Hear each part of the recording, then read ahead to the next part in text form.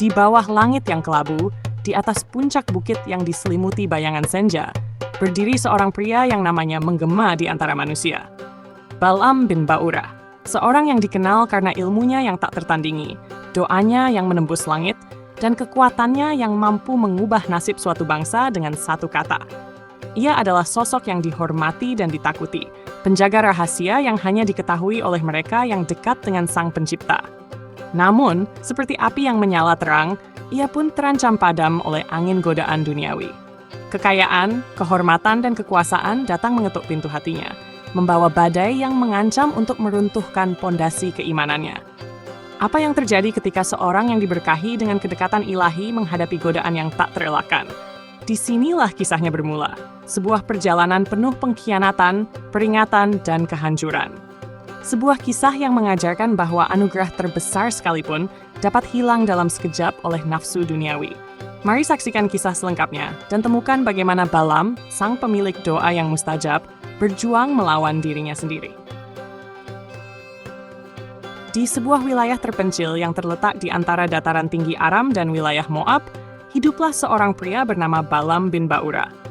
Ia lahir di sebuah desa kecil yang terkenal dengan orang-orangnya yang berpengetahuan tinggi, di mana keilmuan spiritual sangat dihargai.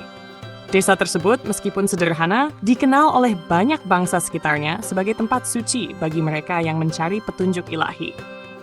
Balaam bukanlah sosok sembarangan.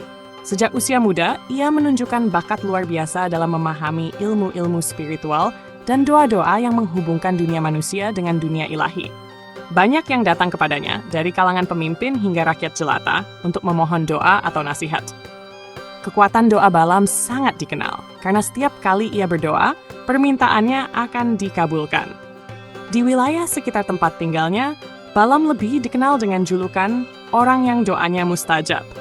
Dalam masyarakatnya, ada keyakinan bahwa balasan Tuhan datang melalui perantaraan orang-orang yang memiliki kedekatan dengannya.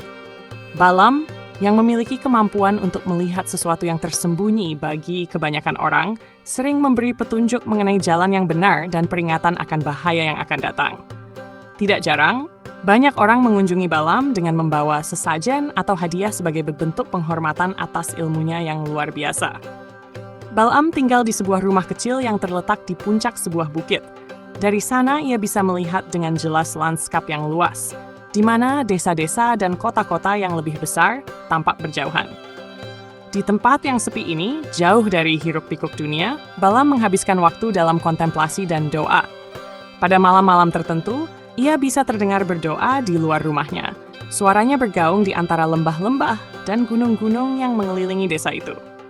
Namun, meskipun ia dikenal sebagai orang yang diberkahi dengan ilmu dan doa yang mustajab, kehidupan Balaam tidak lepas dari ujian. Di dataran luas yang membentang di sekitar wilayah Moab, suasana mencekam mulai terasa. Bani Israel, sebuah bangsa yang dikenal dengan jumlah besar dan kekuatan luar biasa, sedang dalam perjalanan menuju tanah perjanjian. Mereka melintasi wilayah demi wilayah, menaklukkan musuh-musuh mereka dengan kemenangan yang dianggap tak mungkin. Kisah kemenangan mereka melawan raja-raja besar seperti Sihon dari Hesibon dan Og dari Basan telah menyebar luas, membuat bangsa-bangsa sekitarnya gentar. Kerajaan Moab, sebuah kerajaan kecil di wilayah Transyordan, menjadi salah satu yang paling terancam. Moab adalah negeri yang kaya dengan sumber daya alam. Dikelilingi oleh lembah yang subur dan pegunungan tinggi, Moab menjadi pusat perdagangan penting. Meski makmur, kerajaan ini tidak memiliki kekuatan militer yang cukup untuk menghadapi ancaman sebesar Bani Israel. Raja Balak, penguasa Moab, menyadari kelemahan ini. Dari istananya yang megah di puncak bukit, ia memandang dengan cemas ke arah perkemahan Bani Israel yang luas, yang terlihat seperti lautan manusia di lembah-lembah di bawahnya. Dalam pertemuan dengan penasihat-penasihatnya, ia menyatakan kekhawatirannya. Bangsa ini terlalu besar, ujar Balak dengan nada gelisah. Sad. Mereka akan melahap segala yang ada di sekeliling kita, seperti kawanan belalang yang menghancurkan ladang. Kita tidak punya peluang untuk menang melawan mereka secara langsung. Di tengah kecemasan itu, salah seorang penasihatnya menyarankan nama Balaam bin Ba'urah, seorang ulama dan peramal terkenal dari wilayah Aram. Balaam memiliki kekuatan spiritual yang luar biasa, kata sang penasihat. Doanya mustajab, dan kutukannya selalu manjur. Jika ada seseorang yang dapat membantu kita, maka dialah orangnya. Balak melihat peluang ini segera mengutus rombongan bangsawan beserta hadiah berlimpah berupa emas, perak, dan barang-barang berharga lainnya untuk menemui Balaam. Utusan itu membawa pesan, "Atas nama Raja Balak dari Moab, kami memohon bantuanmu. Kutuklah bangsa yang datang ini, karena mereka terlalu kuat bagi kami. Dengan kutukanmu, kami yakin dapat mengalahkan mereka dan mempertahankan negeri kami." Ketika para utusan tiba di rumah Balaam, sebuah bangunan sederhana di puncak Bukit Aram, mereka menyerahkan hadiah-hadiah itu dan menyampaikan pesan Balak. Balaam mendengarkan dengan saksama, tetapi ia tidak segera memberikan jawaban. Ia tahu bahwa bangsa yang diminta untuk dikutuk adalah Bani Israel, bangsa yang dilindungi oleh Sang Pencipta. Balaam berkata kepada para utusan, "Tinggallah di sini malam ini. Aku akan meminta petunjuk dari Sang Pencipta, dan apapun yang Dia katakan kepadaku, itulah yang akan kulakukan." Malam itu, dalam keheningan malam yang pekat, Balaam berdoa. Sang Pencipta berbicara kepadanya, memperingatkan dengan tegas, "Jangan pergi bersama mereka. Jangan mengutuk bangsa itu, karena mereka adalah bangsa yang telah diberkahi." Keesokan harinya, Balaam menyampaikan pesan itu kepada utusan Moab. "Aku tidak dapat membantu kalian," katanya. "Sang Pencipta telah melarangku untuk mengutuk bangsa itu." Mendengar penolakan tersebut, para utusan kembali ke Moab dengan tangan hampa. Ketika Raja Balak mendengar kabar itu, ia tidak menyerah. Ia memutuskan untuk mengirim rombongan yang lebih besar dengan hadiah yang jauh lebih menggiurkan. Kali ini ia berjanji untuk memberikan apapun yang diminta oleh Balaam, asal ia mau datang dan mengutuk Bani Israel. Ketika rombongan kedua tiba di hadapannya, hati Balaam mulai bimbang. Tawaran kekayaan dan kehormatan itu menggoda. Meski ia tahu apa yang telah dikatakan Sang Pencipta, ia memutuskan untuk kembali meminta petunjuk. Malam itu, ia kembali berdoa, dan kali ini ia diizinkan untuk pergi, tetapi dengan pernyataan keras. "Pergilah bersama mereka, tetapi hanya katakan apa yang aku perintahkan." Setelah menerima izin untuk melanjutkan perjalanan, Balaam memulai perjalanannya menuju Moab. Ia menaiki keledainya bersama beberapa pelayan, bertujuan untuk memenuhi permintaan Raja Balak yang merasa terancam oleh Bani Israel yang sedang melintas di dekat wilayah kerajaannya. Raja Balak berharap bahwa Balaam, seorang yang dikenal memiliki pengaruh besar, dapat memberikan bantuan dengan cara mengutuk Bani Israel agar mereka tidak mengalahkan kerajaan Moab. Namun, meskipun ia diperintahkan untuk hanya mengikuti petunjuk yang diberikan kepadanya, hati Balaam tergoda oleh iming-iming hadiah yang dijanjikan. Hal ini menumbuhkan keraguan dalam dirinya, apakah ia harus tetap setia pada perintah yang diterimanya, ataukah tergoda oleh tawaran duniawi. Di tengah perjalanan, Balaam dan keledainya melewati jalan yang sempit, diapit oleh tebing-tebing tinggi. Pada suatu titik, keledai yang ditungganginya tiba-tiba berhenti tanpa alasan yang jelas. Balaam tidak mengerti penyebabnya, pun mencoba untuk memaksa keledai itu melanjutkan perjalanan. Namun, keledai tersebut menepi dan berhenti lagi. Hal ini membuat Balaam semakin kesal dan memukul keledai itu. Saat jalan semakin sempit dan penuh rintangan, keledai itu berhenti sekali lagi. Kali ini membuat Balaam terjepit di antara tubuhnya dan tebing. Dengan marah, Balaam memukul keledainya. Namun kejadian luar biasa pun terjadi. Balaam melihat dengan jelas sesuatu yang tidak biasa. Sebuah peringatan yang datang dengan cara yang sangat jelas. Tiba-tiba, keledai itu berhenti, dan Balaam mendengar sebuah suara yang menegurnya. Keledai itu, yang seolah-olah bisa berbicara, berkata kepadanya, "Mengapa kamu memukulku? Aku sudah setia kepadamu. Apa kamu tidak melihat apa yang menghalangi jalan kita?" Balaam, dalam kebingungannya, menyadari ada sesuatu yang lebih besar dari sekadar keledai yang tidak mau bergerak. Di hadapannya muncul sebuah sosok yang memberinya peringatan jelas. Seorang malaikat yang berdiri dengan tegas di jalan, dengan pedang terhunus. Malaikat tersebut memberikan peringatan kepada Balaam dengan mengatakan, "Mengapa kamu memukul keledaimu? Jika ia tidak berhenti, aku akan mengambil tindakan yang lebih serius."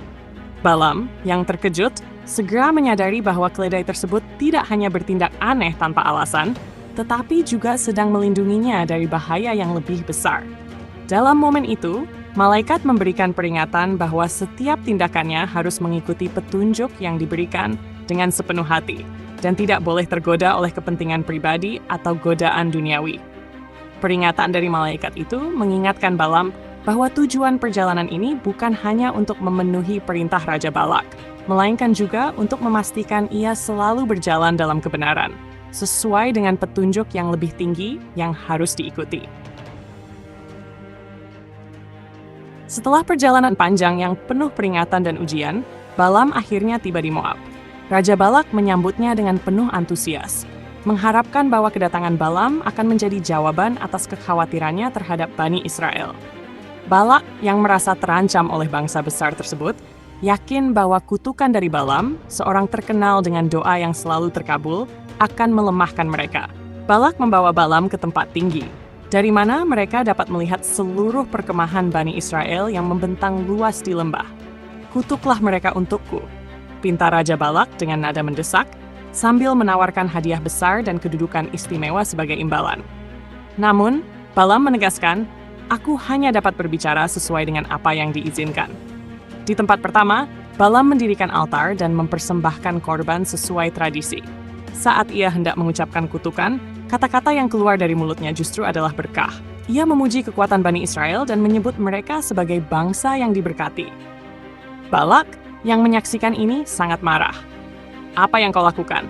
Aku memanggilmu untuk mengutuk mereka, bukan memberkati," seru Balak. Namun Balaam dengan tenang menjawab, "Bukankah aku telah mengatakan bahwa aku hanya dapat mengucapkan apa yang diperintahkan?" Tidak menyerah, Balak membawa Balaam ke tempat lain, dari mana sudut pandangnya terhadap Bani Israel berbeda. Di lokasi itu, Balak berharap Balaam akan mengutuk mereka. Tetapi lagi-lagi saat Balaam membuka mulutnya, ia justru memberkati Bani Israel dengan kata-kata yang penuh pujian. Balak yang semakin frustrasi membawa Balaam ke tempat ketiga. Dengan harapan terakhirnya, Balak mengulangi permintaannya. Namun, untuk ketiga kalinya, Balaam tidak bisa mengucapkan kutukan. Sebaliknya, ia menubuatkan masa depan gemilang bagi Bani Israel, memuji kekuatan mereka yang akan mengalahkan musuh-musuhnya. Balak tidak bisa lagi menyembunyikan kemarahannya. "Kembalilah ke tempat asalmu. Aku telah memanggilmu untuk mengutuk musuhku, tetapi sebaliknya, kau malah memberkati mereka 3 kali." Balaam pun menjawab dengan tegas, "Bukankah aku sudah berkata bahwa aku hanya bisa mengucapkan apa yang diperintahkan oleh yang lebih berkuasa? Tidak ada hadiah atau imbalan yang bisa membuatku melanggar perintah itu." Setelah kejadian itu, Balaam meninggalkan Moab, sementara Raja Balak kecewa dan putus asa. Setelah kegagalannya mengutuk Bani Israel, Balaam pulang dengan hati penuh pergolakan. Ia sadar telah menaati perintah untuk tidak mengutuk mereka, tetapi iming-iming harta dan kehormatan dari Raja Balak tetap menggodanya. Dalam kegelisahannya, Balaam mulai mencari cara lain untuk mendapatkan hadiah yang telah dijanjikan, tanpa melanggar langsung perintah yang diberikan kepadanya. Dengan pemikiran licik, Balaam kembali menemui Raja Balak. Ia memberikan nasihat yang, meskipun tidak berupa kutukan, dapat melemahkan kekuatan Bani Israel dari dalam. "Jika kau ingin mereka jatuh," kata Balaam, "dekati mereka dengan cara yang halus. Undang mereka untuk berbaur, adakan perayaan besar, dan biarkan mereka terpesona oleh kemewahan serta hiburan. Saat mereka lupa akan aturan-aturan mereka, perlindungan yang menyertai mereka akan melemah dengan sendirinya." Balak menerima saran itu dengan penuh semangat. Ia mengadakan pesta besar di Moab dengan makanan, hiburan, dan kesenangan lainnya. Penduduk Moab mengundang Bani Israel untuk bergabung, membuat banyak di antara mereka tergoda oleh keindahan dan kebebasan yang ditawarkan. Lambat laun, sebagian dari mereka mulai melupakan aturan dan nilai-nilai yang telah diajarkan kepada mereka. Keadaan Bani Israel berubah drastis. Mereka yang sebelumnya dikenal sebagai bangsa yang kuat dan taat, kini mulai terpecah oleh pengaruh luar. Ketidaktaatan mereka membawa ketidakstabilan di antara mereka sendiri, membuat mereka lemah secara moral dan spiritual. Hal ini membuka celah bagi berbagai bencana yang menimpa mereka, hingga akhirnya mereka menyadari kesalahan besar yang telah dilakukan. Namun, di tengah kekacauan itu, pemimpin-pemimpin mereka bangkit untuk membawa mereka kembali pada jalan yang benar. Mereka menyerukan pertobatan dan kembali kepada aturan-aturan yang telah ditetapkan. Dengan upaya bersama, perlahan-lahan mereka berhasil memulihkan kehormatan dan kekuatan yang sempat hilang akibat godaan duniawi. Setelah memberikan nasihat licik kepada Raja Balak, Balaam kembali ke tempatnya dengan membawa harta berlimpah. Kekayaan itu menjadi saksi bisu atas pengkhianatannya. Namun jauh di dalam hatinya, Balaam merasa resah. Anugerah yang pernah ia miliki kini terasa hampa, digantikan oleh kehinaan karena pilihannya untuk mengkhianati kebenaran demi keuntungan sesaat. Nama Balaam yang dulu dihormati sebagai orang bijak, kini menjadi bahan pergunjingan. Banyak orang mulai memandangnya sebagai sosok tamak yang mengkhianati kepercayaannya. Bahkan, Raja Balak yang dulunya menyanjung Balaam mulai merasa kecewa. Meski mengikuti nasihat Balaam, rencana mereka tidak benar-benar melemahkan Bani Israel. Sebaliknya, bangsa itu justru bangkit dengan semangat baru dan tekad yang kuat. Ketika Bani Israel akhirnya berperang melawan Moab, Balaam tidak bisa menghindar dari konflik tersebut. Meskipun bukan seorang prajurit, ia dianggap bagian dari skema Moab yang mencoba menghancurkan Bani Israel. Saat perang berkecamuk, Balaam terjebak di antara kekacauan. Ia tidak memiliki perlindungan, meskipun hartanya berlimpah. Di medan perang itu, Balaam melihat kehancuran yang meluas. Ia menyaksikan pasukan Moab dihancurkan satu persatu oleh kekuatan Bani Israel. Dalam momen terakhirnya, ia mungkin menyadari bahwa kehormatan yang ia cari dengan mengorbankan kebenaran tidak mampu menyelamatkannya. Ia tidak mati sebagai orang bijak yang dikenang, tetapi sebagai simbol tragis dari pengkhianatan. Kematian Balaam menjadi akhir yang memilukan. Tidak ada kehormatan yang mengiringi kepergiannya. Harta yang ia kumpulkan tidak berarti apa-apa, dan namanya hanya dikenang sebagai peringatan pahit bagi siapa saja yang tergoda oleh keserakahan. Kisah Balaam mengajarkan bahwa anugerah yang disalahgunakan, seberapa besar pun, tidak akan menyelamatkan seseorang dari kehancuran yang mereka ciptakan sendiri.